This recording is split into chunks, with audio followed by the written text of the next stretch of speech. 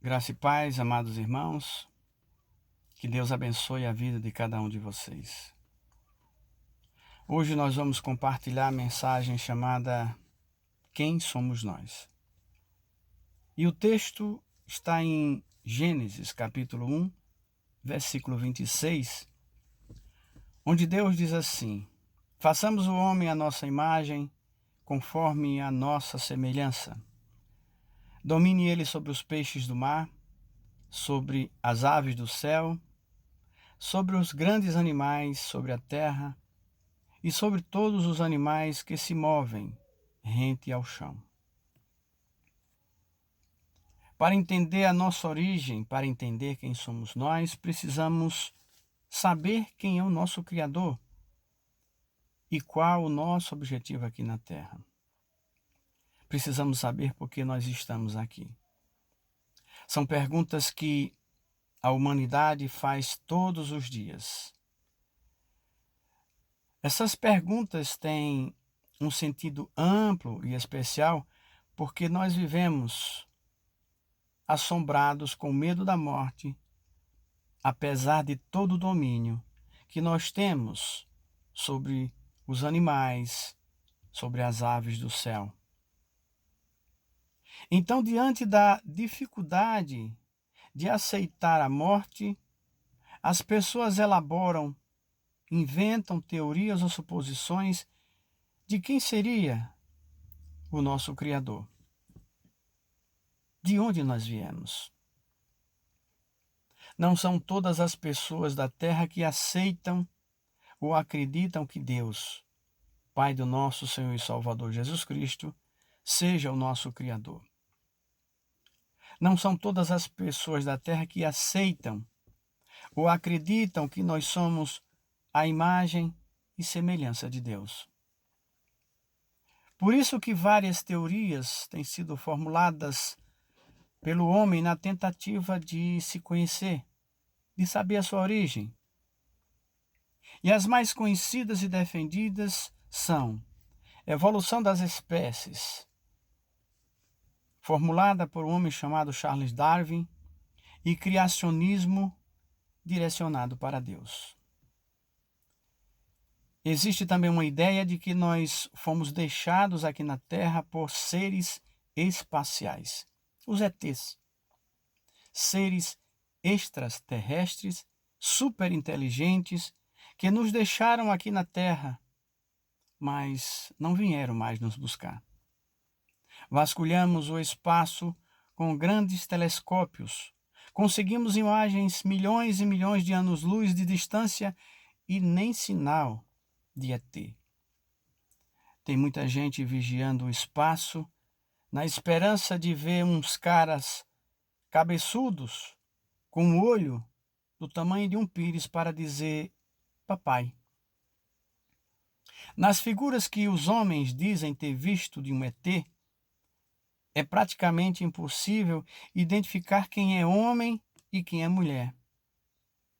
E se nós somos filhos de ETs, não somos parecidos com eles, porque nas figuras desenhadas eles são feios, são assustadores. Ou nós somos feios e assustadores para eles, porque eles nos fizeram diferentes. Não sei se uma imagem melhorada ou piorada, mas eles devem ter medo de nós, porque vivem se escondendo. E a gente nunca os viu. Nunca foi comprovada a existência de um ET. A teoria da evolução. Nessa teoria, quem formulou informa que nós somos descendentes dos ancestrais, que eram mamíferos e primatas ou primatas. Algumas pessoas podem nos direcionar para os macacos, mas essa descendência não procede, pois os macacos eram para ter sumido por causa da nossa evolução. Os macacos não tinham nenhuma referência para mudar se nós humanos não existíamos e se tornarem tão inteligentes e tão criativos como nós somos hoje. Hoje os macacos têm essa referência em nós e continuam estacionados na condição de serem dominados e ensinados, como diz o texto inicial da nossa mensagem. Não é a junção das duas espécies, homens e macacos, pois os macacos não se relacionam com humanos ou vice-versa. Se comer carne de macaco bem assada ou cozinhada provoca doenças terríveis, imagine se relacionar com eles. Em contrapartida, já que nós somos mais inteligentes do que os macacos, somos também mais frágeis. Os macacos são mais resistentes a doenças, a tempos difíceis e a pragas. Nós facilmente morremos e os macacos sobrevivem. Isso não é evolução. Simplesmente eles não eram nós e não serão nós daqui a alguns anos. São duas espécies diferentes. O que nós perdemos em força, ganhamos em intelecto. O que nós perdemos em instinto, ganhamos em espiritualidade. Se formos aceitar a evolução de outras espécies mamíferas como evolução da nossa, precisamos saber como surgiu essas espécies e aí voltamos ao início da nossa questão. Quem criou todas as espécies? Elas não surgiram do nada. Quem criou o mundo e os planetas? O que determina esse equilíbrio a ponto de saber que a Terra é protegida das estrelas, dos asteroides, dos cometas e os outros sistemas solares não, e os outros planetas não? Criacionismo direcionado para Deus. Independente da evolução ou criação, o ser humano tem vontades, sentimentos e desejos. E essa gama de emoções nos direcionam em busca de respostas, em busca de conforto, de prazer e de controle. Ser tão capaz de sonhar, criar e dominar transforma o homem, mas também inquieta por causa da sua dependência, por causa da sua finitude, por causa da sua morte. Seja na evolução ou na criação, o homem não determina a sua existência, porque ele é mortal. O homem não tem controle sobre o tempo e o que isso provoca sobre a sua vida. Nos conceitos de Deus, comodidade não existe. Deus sempre vai querer que nós nos movimentemos. Deus quer que nós nos esforcemos cada vez mais na obediência a Ele.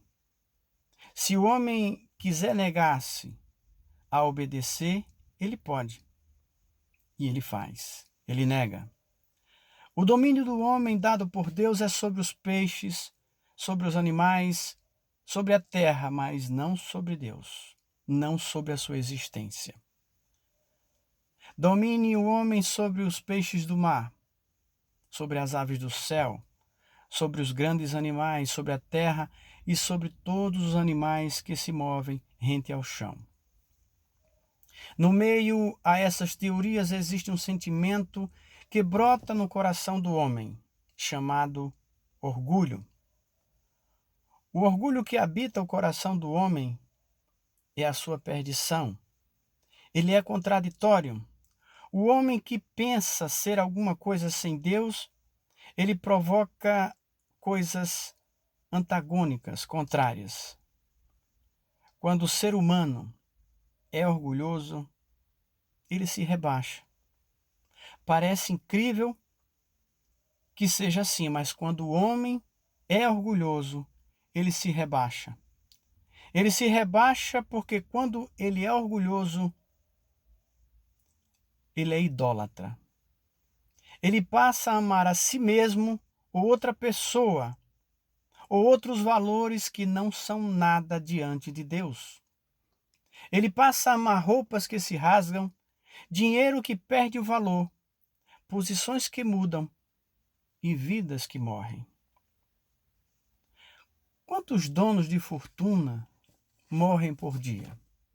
Quantos donos de nada vão para debaixo da terra? O homem é um ser espiritual e quando ele se afasta de Deus, perde a sua espiritualidade porque a sua espiritualidade é Deus. Sem Deus somos apenas matéria. Matéria que se finda, matéria que apodrece e se desmancha.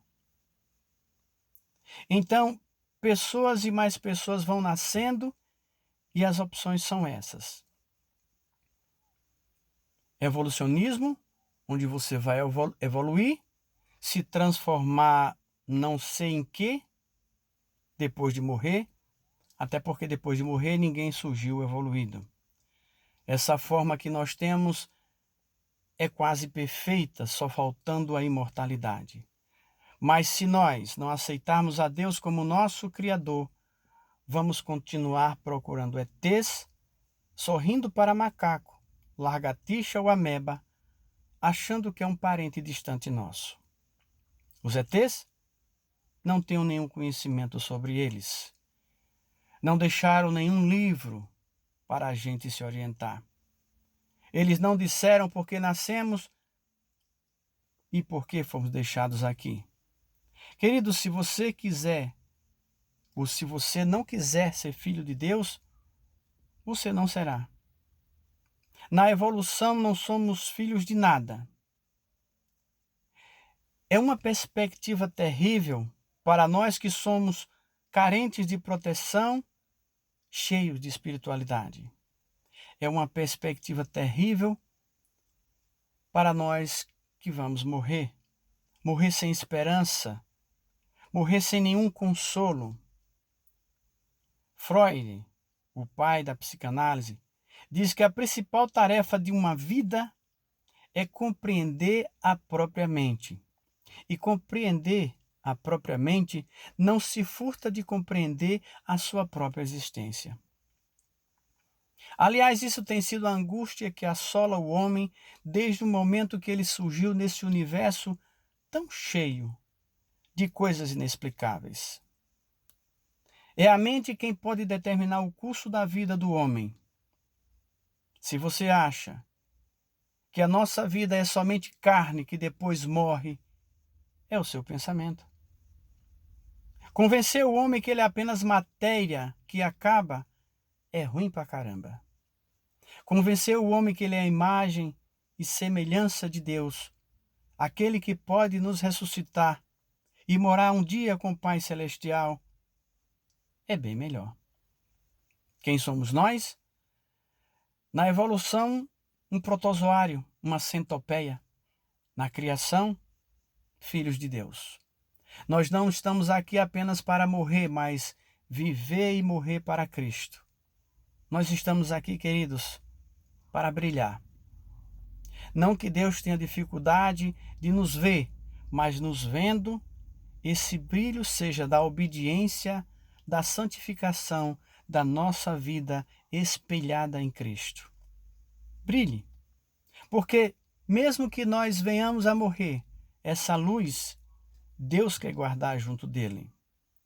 Porque estamos em uma luta não de evolucionismo ou criacionismo. Isso é uma cortina de fumaça para desorientar o homem. Estamos em uma luta entre a luz e as trevas, entre Deus e as teorias contrárias a Deus. Decida em vida o que você quer ser ou o que você ainda pode ser. A melhor, é claro, ser filho do Criador do mundo. Decida quem é você, porque juntos tenhamos a alegria de saber quem somos nós. Que Deus abençoe a sua vida. Que Deus lhe ilumine a sua vida, em nome de Jesus. Amém.